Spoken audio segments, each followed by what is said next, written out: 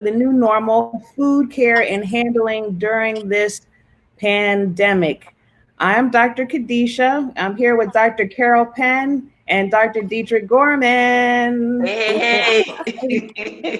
So we're going to take you on a journey from the grocery store on down to the house in the age of COVID-19. Okay, so I'm gonna paint a picture. Okay, so you need to get some groceries. Thank God we can still go out and get groceries, right? But first, if you're sick, stay home. Avoid shopping if you're sick or have symptoms of COVID-19, which include a fever, cough, or shortness of breath. So the first thing is, do you feel well enough to go to the grocery store? Okay, and second thing, if you've just got to go and you can't order online, fine.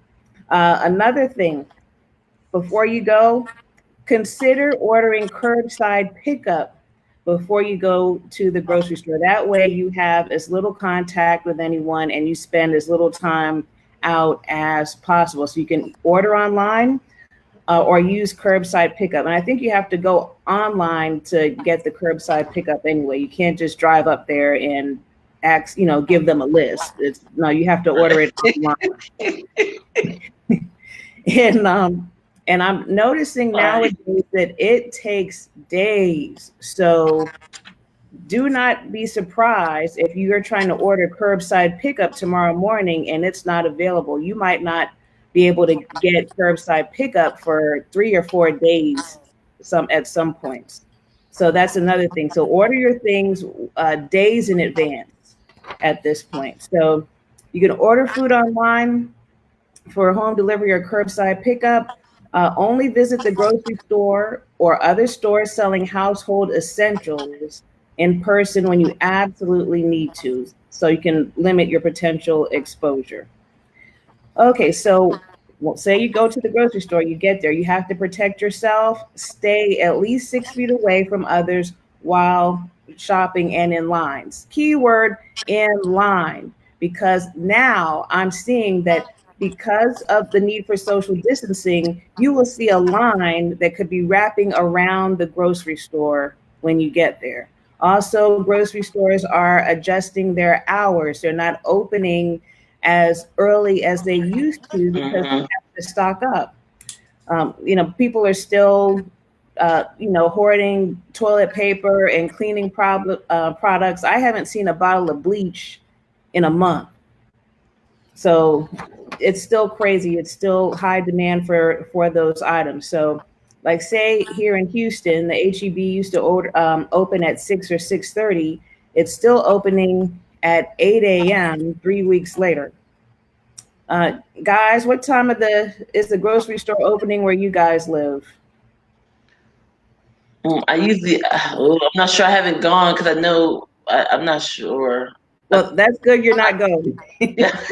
So our grocery stores, it depends upon what you're going to, but I know, for instance, the Trader Joe's, when they open, the first hour is for senior Yes. citizens and people that are more vulnerable, that might be differently abled.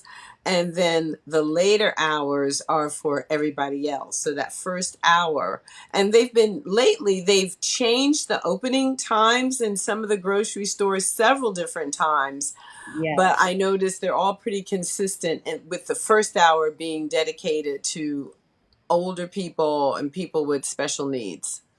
And the great point, Dr. Carol, because so it's for the folks who are actively shopping, the older folks who are actually shopping, and then it's also for the personal shoppers who are getting food for the elderly. Like where I live, we were also told that you will see people already in there shopping. They are gathering groceries for the elderly also. So and when you're in line, expect to see squares that are 6 feet apart, and just be mindful of that. Some people aren't used to it, and they're still standing within 3 to 6 feet of people. Be mindful of the squares on the ground.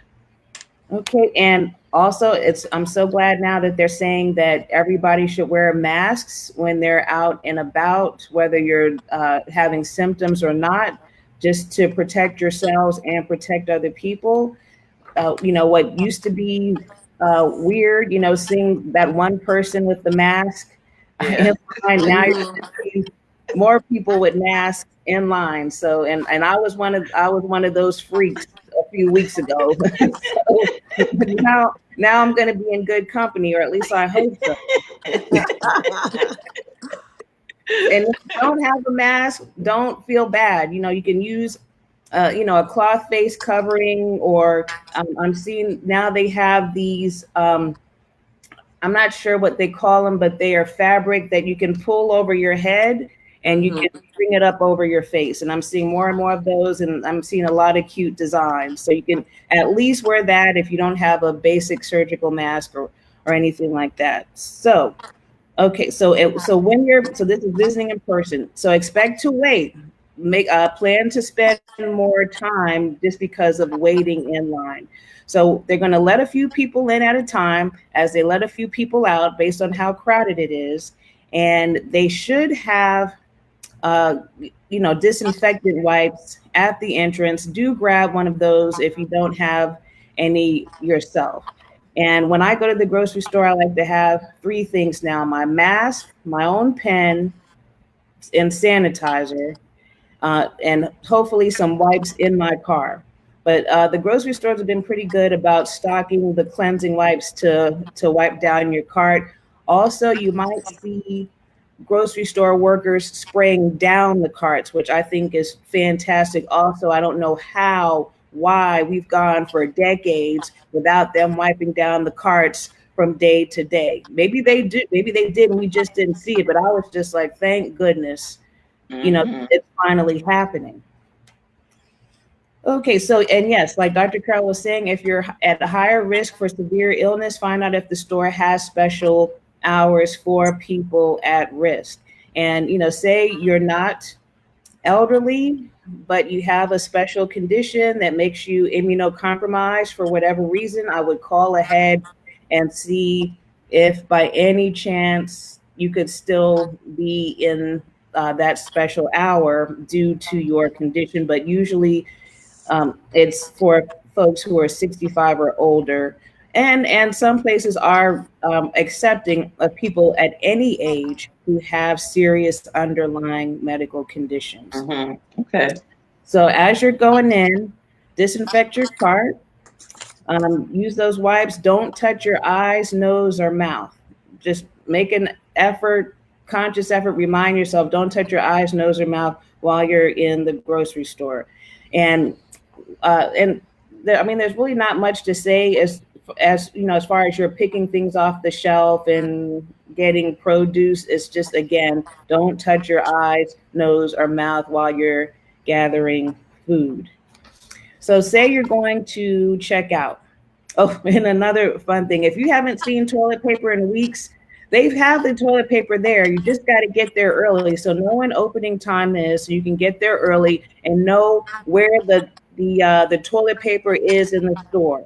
The HEB that I go to, the grocery store that I go to, the entrance is at one end of the store, and the toilet paper is all the way at the other end. So, know where this stuff is before you go, in case you need some of those things that are in high demand.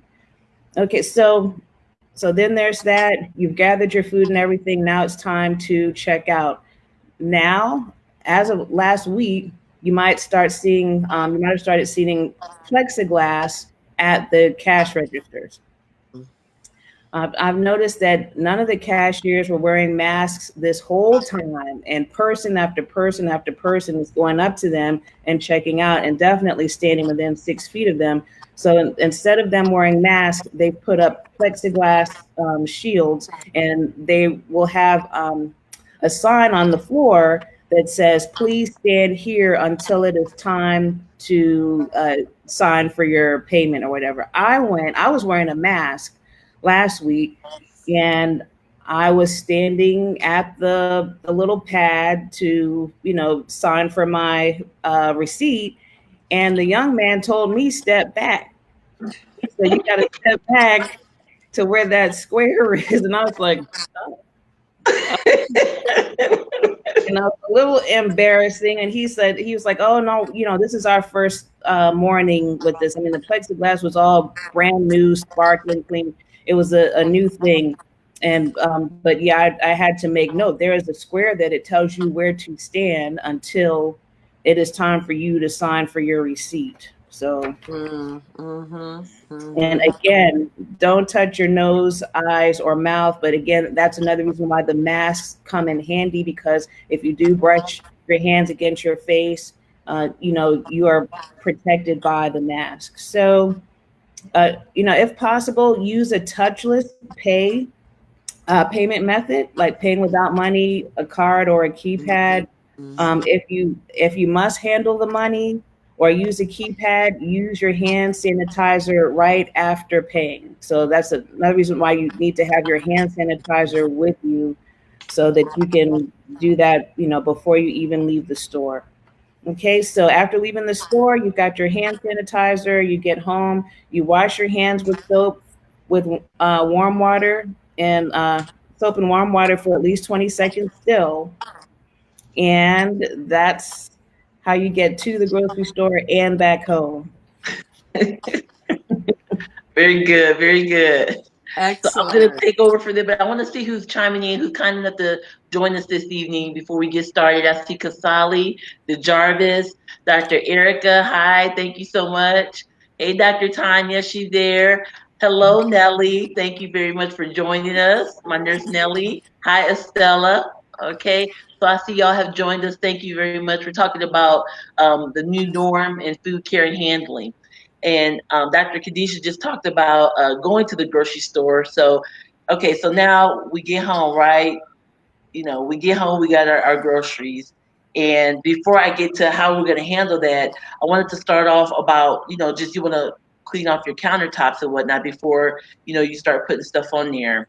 But even going further back, I wanted to actually discuss the difference between cleaning, disinfecting, sanitizing, and sterilizing, because some of these words actually may be used interchangeably, but they're not the same. Yes. And honestly, I didn't know the fine differences between those before I was, reading about this. But okay, so cleaning, it's basically the removal of dirt and impurities from the surface. So it's actually the physical removal of some germs and dirt from the surface. You can use soap and water. It's cleaning is like washing dishes or just wiping off a countertop or just vacuuming. You're just getting rid of stuff, and it's kind of like for show. You just want to tidy up the area and whatnot. So what cleaning does is it actually just decreases the number of the pathogens that are there, the bacteria and the viruses that are on the surface, making them harder to multiply. Well, bacteria, but viruses don't unless they have a host cell. But remember to clean first before you sanitize or disinfect. Now, what's the difference between sanitizing and disinfecting? So when you're sanitizing something, you're removing these microorganisms to where it's at a quote safer level. Okay, you're not completely killing everything. Okay, you're decreasing the risk in the spread of infection, and it gets a lot of the microorganisms, but it doesn't get them all. Okay, and this can be done like through hot heat or some type of sanitizing product. But again, you want to try and clean first before you sanitize because it's more effective. And then we'll go to disinfecting. So disinfecting is removal or destruction of most of the germs on the surface with like chemicals or and they're on inanimate objects. Okay, so like non-living things, that's what inanimate means. So like the surface of a chair, doorknobs, handles, countertops, light switches, those are inanimate objects, and that's what you're going to be disinfecting. Okay, and just a note, you can search online for different disinfecting solutions. You can go to the CDC and they have like a link to where you can make your own home brew of your disinfecting solution, like using bleach or whatnot. But just to note, please wear disposable gloves when you're sanitizing and disinfecting, and more than likely when you're cleaning, okay? Because you don't want those harsh chemicals hurting your hands and drying out your hands, creating micro tears for infection and stuff to get in there, okay? So make sure you wear those gloves and moisturize your hands and wash your hands, of course. Now we get to sterilization. So sterilization is no joke. It's the complete removal, the complete destruction of microbes. I mean, it just kills all life. And things that are sterilized are kind of like at the dentist's office, or if you're getting ready to undergo a surgical procedure. Of course, you don't want no microbes on those instruments that enter your body, right? So that's what sterilizing do, and it's more of a drastic approach to killing all the microbes. For example, like autoclaving, all that heat is just killing them that way. So that's what the difference is between those. And I, for one, had a better understanding, especially between cleaning and disinfecting and sterilizing, because I was like, oh, I thought, when you just clean with whatever is cool, but it's not. I mean, it's better, of course, but you need to know the difference when you're saying you're cleaning, because you're not killing when you clean. All right. So to go back in the news today, even today, we're seeing on the news like how grocery store workers are starting to test positive. I mean, there are people too, right? I mean, they have to go to work. They're getting exposed. They're exposing themselves to different people who we may or may not know who are carrying the virus. But nonetheless, this is all scary. And in addition to this, we have some shoppers who are out there getting their food. The grocery store is actually a very, very fluid place. And I know the recommendations is to stand 6 feet, but people are still walking. People might not be having a mask and whatnot, and still people may be, coughing. And, there's people all around you at different points in time, and you honestly don't know who's touched what, when they touched it, and there's a lot of asymptomatic people that are out there because it's not 100% test rate. So we really don't know. But again, you need food, you got to eat, right? So, like Dr. Kadisha was saying, they do have some of these pickup services, curbside services, but you may have to have a long wait, And granted, there's a little bit less risk because you're not in the environment of the grocery store. You still have to interact with the person who's bringing your groceries, and hopefully they'll have a mask and whatnot. But there's still just minimal interaction when you pick it up. And again, there may be a long wait before you can even get that stuff. All right, so still, you got your groceries. You got them in the cart. You got them at home. I mean, you got them in the cart. You transport them. You back at home with your food, right? So we know actually that COVID has the potential to actually remain on surfaces for days, multiple hours, and multiple days, right? And there was actually a study published in it was April 2nd in the Journal of the Lancet that showed that the virus lasts longest up to 7 days on stainless steel, plastic, and surgical masks. So I was like, ooh, so be aware of that. But in my readings, though, some authorities are actually saying to leave your groceries. I don't know if y'all have heard this or if anybody in the chat has heard this, to leave your groceries like out of the house for like 3 days. And this helps decrease the chances of acquiring the disease. I don't know if there's research or whatnot, but maybe they're trying to base that on, that it'll be out and you won't have the chance to pick it up and contaminate yourself. But I think that might not be so practical. Especially with parents. Well, exactly. And I'm saying you got vegetables out there, fruits, and you might just not can just leave your food out there. Somebody probably can come take it. And not to mention it's hot. You know what I mean? It's hot out there. So I don't think that's much of a practical approach, but I'm just sharing information. And so having said that, more than likely you are going to bring your food into the house, right? So in my research, though, I did go to the CDC page and looked at a couple of the frequently asked questions. So this may help y'all a little bit. So one of the questions is, can I get COVID-19 from a food worker handling my food? And the answer was, currently there's no evidence of food or food packaging being associated with the transmission of COVID-19. However, the virus that causes COVID-19 is spreading from person to person in some communities in the US. The CDC recommends that if you are sick, of course, stay home, like Dr. Kadisha was saying, until you're better and no longer pose a risk of infecting others. Anyone handling, preparing, and serving food should always follow the safe food handling procedures, such as washing your hands and surfaces often. So we understand that, right? Okay, and then the second question I came upon is, can I get the coronavirus from food packaging, or food containers and preparation area? So currently there's no evidence for that, for food packaging being associated with the transmission. Like other viruses, it's possible that the virus can survive on surfaces or objects And for that reason, it's critical to follow the 4 key steps of food safety, and that's in general. That's proper cleaning, separating, cooking, and chilling. And that's for any pathogens that could possibly, cause you problems when you eat them. Okay. So if you're concerned about contamination or food packaging, of course, wash your hands after handling the food, after removing food from the package, before you prepare the food, before eating. Okay. So consumers can follow the CDC guidelines for frequent hand washing with soap and water for at least 20 seconds. And we discussed that on a previous live stream. Okay, so you're coming home with all this food in different packages. Some need to be refrigerated. Some goes in the cabinet.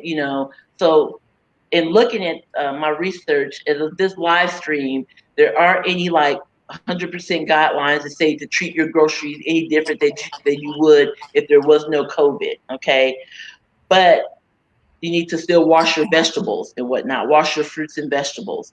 They say that it's actually not recommended to use like soap, because you may feel better like if you're washing stuff off with like Dawn or liquid detergent because you think you're removing the dirt, but it's really not approved for that because it's not studied for humans to ingest soap. Right. So Don't need the soap. it's not.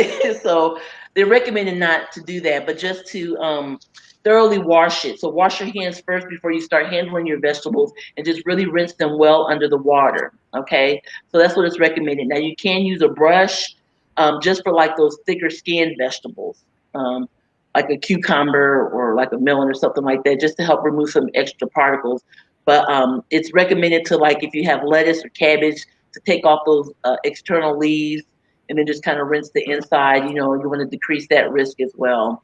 Um, they say that it won't hurt you to use like vinegar, dilute vinegar or lemon water, to rinse off your vegetables. Just make sure you rinse it all off because you may still have that vinegar taste. All right. So I'm a big vinegar fan, so I'll admit that. So it makes me feel better. I'm just saying. You also want to store your produce at 40 degrees. Now, talking about canned products. So a lot of us are trying to stock up and we want to just make sure that we have stuff. But with the canned products, actually, I really didn't see anything that, detailed specifically for the coronavirus. Again, at this point in our live stream, in the research that's out there. But again, on the CDC website, there was an area that was noted how to sanitize food cans after a disaster. And so that's meaning like a flood or whatnot, because all those bacteria and viruses and stuff there, if your canned goods or whatnot are in one of those disasters. So they do have guidelines for that. And the guidelines are to actually remove the label, wash it, rinse it, disinfect the containers, using sanitizing solutions, 1 cup of bleach to 5 gallons of water. So, I mean, it's serious with that, to relabel it and make sure to put the expiration date on there. Again, it wasn't COVID specific, so it wasn't saying just for that. But now dealing with the COVID-19, I'm not sure if you need to really go to that extreme and, remove labels and relabel and all that stuff. You'll definitely have to use your judgment and your comfort level. But I'm just saying it may not hurt to wash off the can. I'm just putting it out there. It may not hurt to wash off the can with some soap and water. And then I'm just putting it out there. Maybe, now that it is in your cabinet, if you have other things that are older, you might want to use those first, and those other cans that you did put in there, you might want to use them later on in the week, like that 3 days or whatnot. Again, it's just possible suggestions. But wash with soap and water and then dry it. The main takeaway from everything that I'm saying is, clean first, then disinfect or sanitize your kitchen, making sure you pay attention to the high use objects in areas, the counters, the faucet handles, the doorknobs, refrigerator doors, oven, those high use areas. You want to actually get to those more frequently, not just, once a week, but you want to kind of just keep up on those high use areas. Okay. Make sure to wash your fruits and vegetables thoroughly. Okay. And then above all, make sure you wash your hands. Okay. When you're in and out of the kitchen. And we know, don't touch your mucous membranes, your eyes, your nose, your mouth. Okay. Just really be, kind of extra mindful for that. So now you put up everything, you're hungry, you're ready to eat, and that's when we're gonna talk to Dr. Carol. What we gonna do? Or take a nap. That's a lot of work. By the time Oh, but wait, Dr. Carol. Let me before you go. Let me. There's some more people that came yes, in. So I see please. Victoria. Thank you, Miss Harris, Deet Harris, Marlene. Thank you so much, Dr. Ken. Hey. Thank you. Yeah, Look, wash the can too. I yeah. mean, why not? I would feel better. You know. So he said he picks the cans from the back of the shelf. Well, that's fair enough because if somebody's coughing all on that stuff, that's fair. Do And I that. want you to, and Det Harris is actually a chef out of Louisiana. She's an Oh, award-winning Southern cooking chef, actually, that woohoo! chimed in just for our food care and handling. Well, thank Oh, you. wonderful. Thank you so Okay, much. so now we're ready to eat, Dr. Carol. So, yes, we are ready to eat. So, I just want to bring in some things about mindful eating and talk a little bit of the evidence base about that. I actually brought up some samples and I want to talk a little bit about food prep.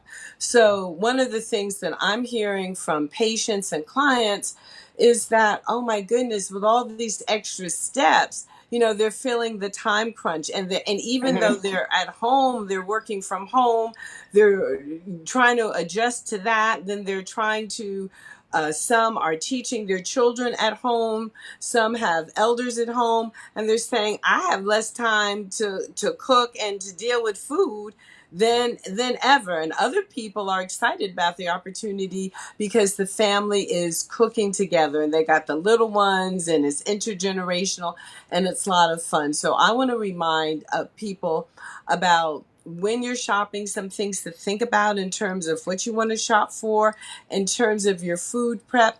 And I actually brought up some samples, and I actually baked some sweet potatoes, everybody, and forgot them. I left them downstairs. I don't have a prep kitchen up here in my meditation studio, but that was one thing, again, something that you could prepare ahead. They're delicious. You can season them and fix them in a number of different ways. But before I get to showing my little samples, one of the things that I want to do, and this was something, proper nutrition is so important. It is a key to boosting our immune system. There is no cure for COVID-19. There's no cure for many, many viruses. And our best defense is a well prepared immune system. And one of the ways of preparing our immune system is by optimizing our nutrition. And so that is one of the things that I want to talk about. You always want to say grace. You always want to show gratitude before you sit down to a meal. And then what is mindful eating? So we don't have a whole lot of time to go into that tonight, but mindful eating is the practice of cultivating an open-minded awareness of how the food we choose to eat affects one's bodies, feelings, mind, and all that is around us. So that's from the definition of from the lexicon of food, the definition of mindful eating. I'll say that again. Mindful eating is the practice of cultivating an open-minded awareness of how the food we choose to eat affects one's body, feelings, mind, and all that is around us. And a lot of times, what do? We are watching TV when we eat. We're talking when we're eating. We're texting when we're eating. And we're not even tasting the food. We are totally unaware of it. Well, when we eat that way, we tend to eat 20 to 30% more than we would have eaten. And when we eat that way, what happens? A lot of people are talking about gaining unwanted pounds during this COVID-19. And their eating behaviors are driven by eating mindlessly, trying to multitask when we eat. And then it's also driven by the emotions, the stress of us. A lot of us are stress eaters. So you want to slow down long enough to pay attention to that. And as one very famous food writer writes, Michael Pollan, when you eat, eat. That's what you do. When you eat, eat. You sit down, maybe you have a conversation with your loved ones. You put all the cell phones and the electronics away. and you gather together around the food. And you can prepare. It's really nice to distribute the labor to prepare a meal together and to sit and eat as a family. And I've been talking about that on my lives. You know, we share our gratitudes, we share how our day has been, we share how we would like the next day to be in a positive way, in an uplifting way. So that's just a little pinch about mindful eating that I wanted to share with you all. And then also, I'm going to talk about food prep for the week and some tips, and then I'll go ahead and show you some of the samples that I prepared. So one of the things that I want you all to do is I want you to eat real food. Food that has to be refrigerated and that you have to prepare. That's real food. So food that you can put on the shelf and not come back for 3 years later and you can still eat it, that's not real food. That's something, and something that we sometimes call as food, but not necessarily the best food for you. So you want to eat the healthiest foods possible. And that's food for the most part that is perishable. You want to eat more whole plant foods, fresh fruits and vegetables, whole grains like brown rice, nuts, and seeds, right? So I did bring up one of my favorites is pumpkin seeds. And so you could get these, they're great. They're a great source of magnesium, protein, zinc, and iron. And all four of these ingredients boost the immune system. These are micronutrients, except for the protein. Protein is a macro or a big nutrient, but your magnesium, your zinc, and your iron are all integral parts of your immune system, and you can get that in a pumpkin seed. So pumpkin seed, they're small, they're delicious, they're salted. I love them. I put them in salads. And also what I do is I want people to get not your big Ziploc baggies, but your small Ziploc baggies. And then you can just take and fill these up. So if you're going to use this as a snack, you're going to put it on a salad, you've got it portioned out. You want to stay away from just opening up the big bag and just going for it. Because guess what? You're going to open up that bag and you're going to keep eating and eating and eating. And then all of a sudden you look up and say, wait a minute, What this was supposed happened? to last all week, right? Yep. And it's gone. So this is what you want to do. This is what I mean by your food preparation. All right. So another tip is you want to eat more fish and chicken and less red meat. So you want to eat more fish and chicken and less red meat. And I buy this is where I choose to spend my food dollars. I will take some food money and save in other ways, but I do buy all organic fish, chicken, and red meat. Organic, wild caught fish, not farm raised, free range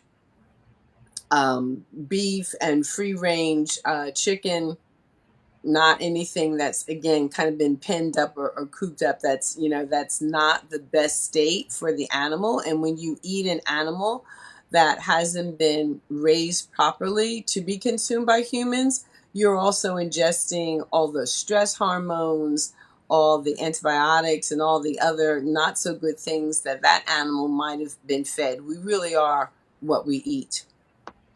You want to eat a rainbow diet, a wide variety of fruits and vegetables of different colors.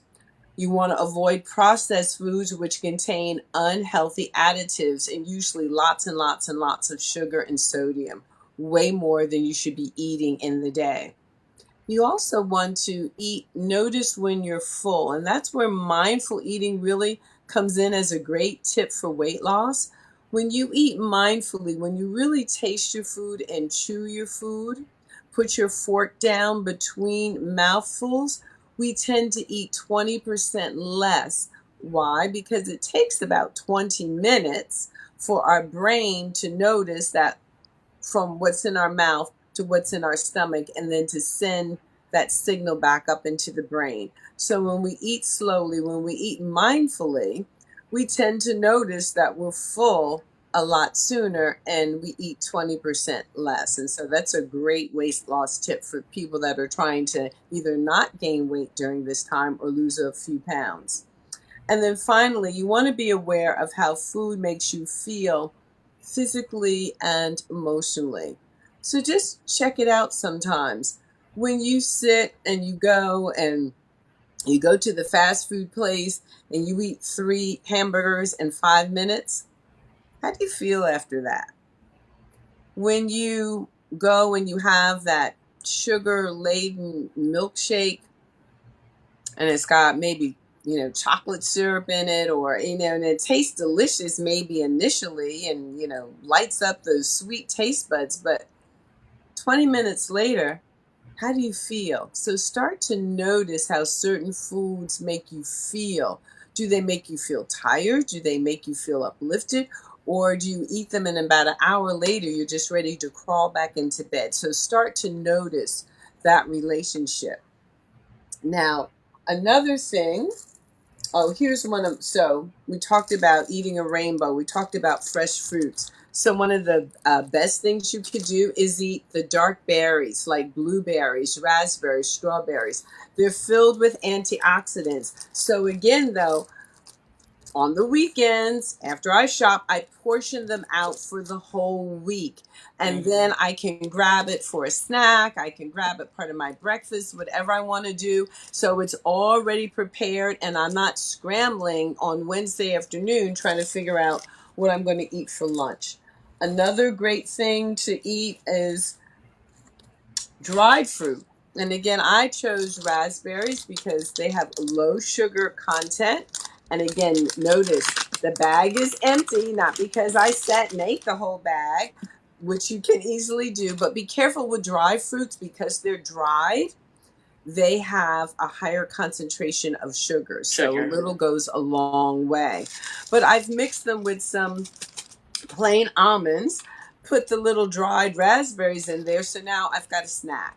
And again, it's in the small bag, so I'm not overeating. And again, when I finish, I finish. Whereas if I have this whole bag, I can tend to graze eat, y'all. I can consume a whole lot when it's in Easy its to large do. container.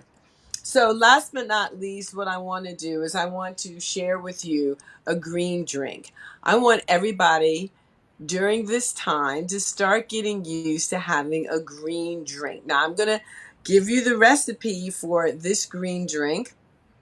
I drink it in the morning. I drink one every morning because it's so important that we really get a lot of fruits and vegetables in. And if you were to just get the amount in that's ideal, you'd be eating kale all day long from sun up to sundown. But if you put it all in a blender, you can get a lot of content, smaller amounts, and you're going to have your green drink, which is also slightly alkalizing. You want to get more alkalinity in your system versus acidity. As acidity builds up, it causes inflammation. What does inflammation do? It causes pain in the body. It sets up the foundation for disease states to occur in the body. So you want to alkalize your system. So here we go. You ready? Might want to grab a pen or and a piece of paper and let's get this recipe on. So you're going to do 1 to 4 apples, 5 stalks of celery, no leaves, 5 inches of cucumber, 2 handfuls of spinach, 1 avocado, and water as needed. You're going to put it in the blender and then you're going to blend it up. So, you can use a Bullet or a Vitamix, something that's got a really good, strong motor to it. It's best served cold. And you're going to add in the apples, cucumber, and your celery first. Add the amount of water as needed. And then you're going to add the spinach and the avocado. And you want to have 1 or 2 large glasses of this in the morning. And what I do is, again, I pre-make batches of this, and then I put them in the refrigerator, and I put them in mason jars, so that becomes a serving, and I don't have to do this every morning. So I usually make enough, it's usually to last about 4 mornings. And then, you want to add your apples, maybe a little bit of lemon, coconut water, lemon, or ginger, just to flavor, to taste. So I'm going to take a sip of my Alka-Seltzer. And speaking of flavor, is there a particular kind of apple that you like to put in That's your? a good question. I like Honey Crisp Okay. apples and the Gala apples, but I really love the Honey Crisp apples. So, and it's funny because I have for the past few weeks, I removed all refined sugars and even natural sugars from my diet.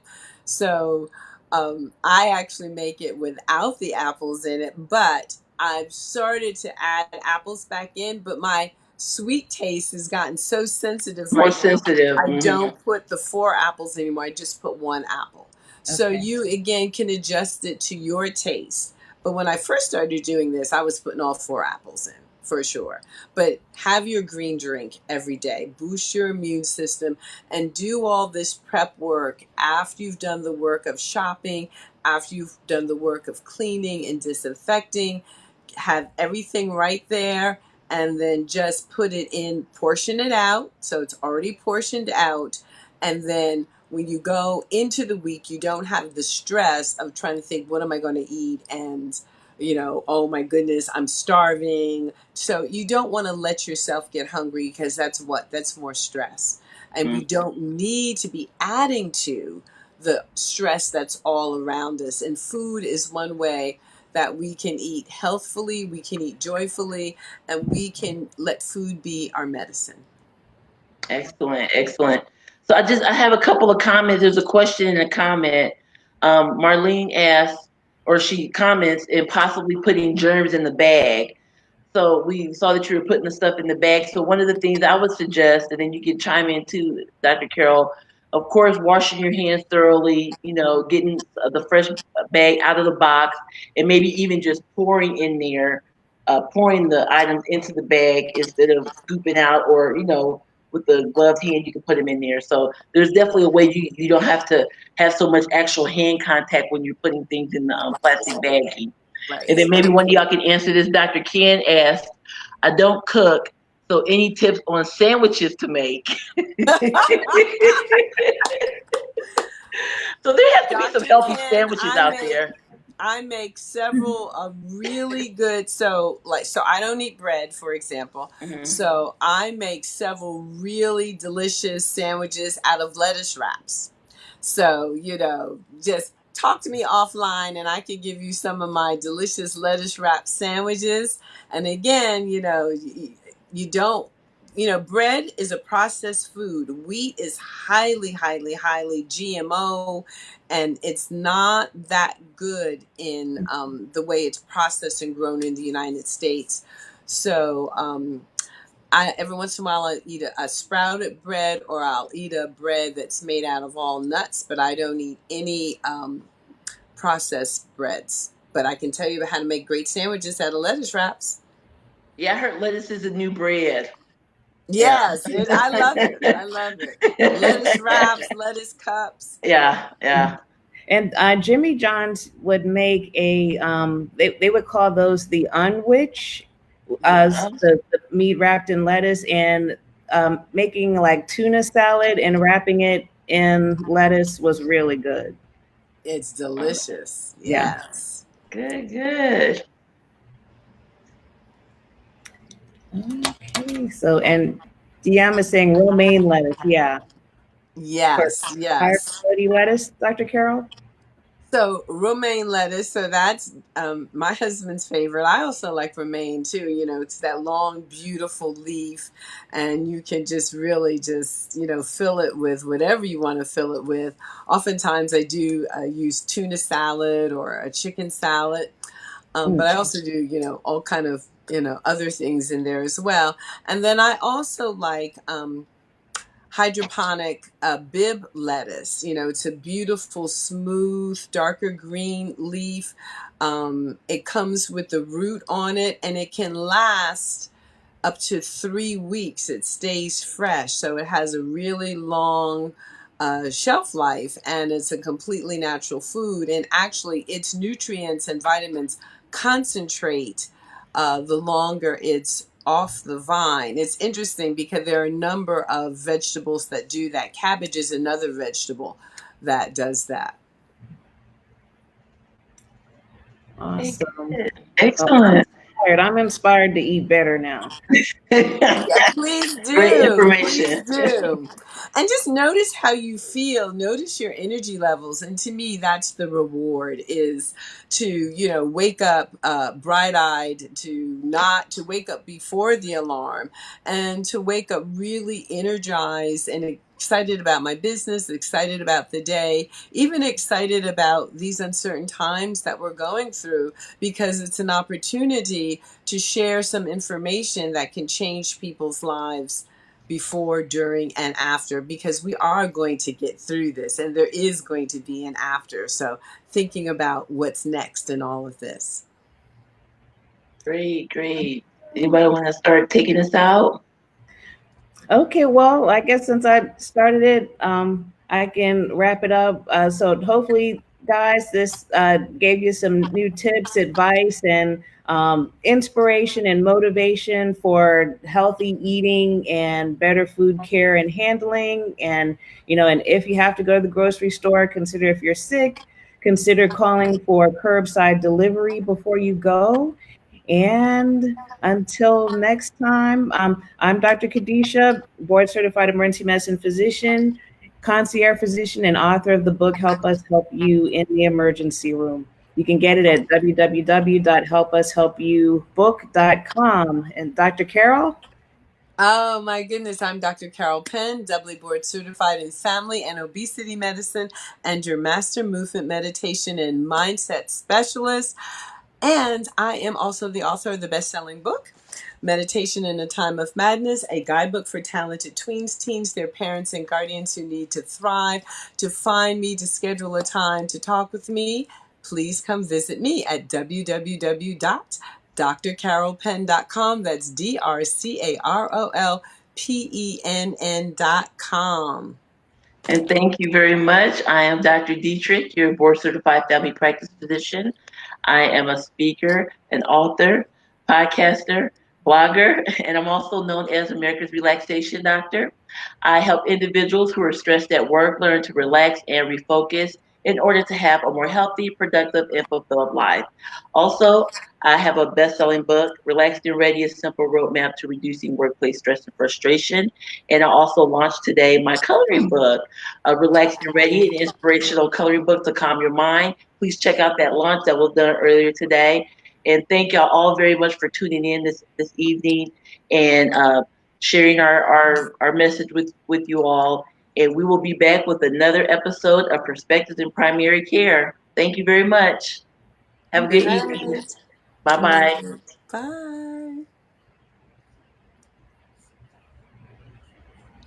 Bye.